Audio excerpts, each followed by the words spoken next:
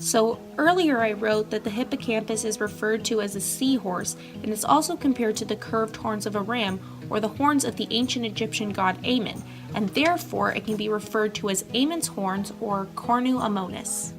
The name Cornu Ammonis corresponds with the 4 subdivisions of the hippocampus proper, and these subdivisions are CA4, CA3, CA2, and CA1. So the hippocampus receives information from the rest of the cerebral cortex primarily via the perforant pathway, and this pathway originates in the entorhinal cortex within hippocampal formation. However, I drew an arrow from the entorhinal cortex and it was meant to reach the dentate gyrus. So the entorhinal cortex projects information from there to the dentate gyrus. So I'll fix my mistake here. So information from the perforant pathway originates in the entorhinal cortex, and the entorhinal cortex projects this information to the dentate gyrus. So fibers leave the dentate gyrus and are projected onto the neurons of the CA3 region of the hippocampus proper.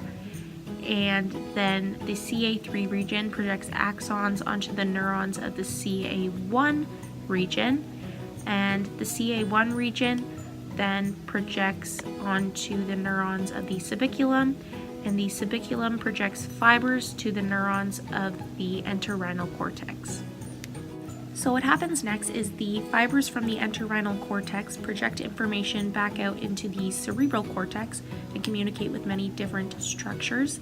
And also the subiculum and the hippocampus project fibers onto the fornix.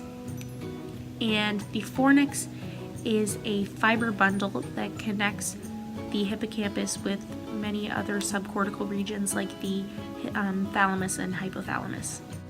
So this is how, say, sensory information, for example, would travel to the hippocampal formation via the perforant pathway, and within the hippocampal formation, this information is projected from different structures through to the hippocampus, which then projects back out into the cerebral cortex. So what I really wanted to show in this video was that it's not as simple as just the hippocampus receiving information from the different structures in the cerebral cortex. It actually involves several different substructures, and these substructures will be very important in observing the different stages of development of Alzheimer's disease.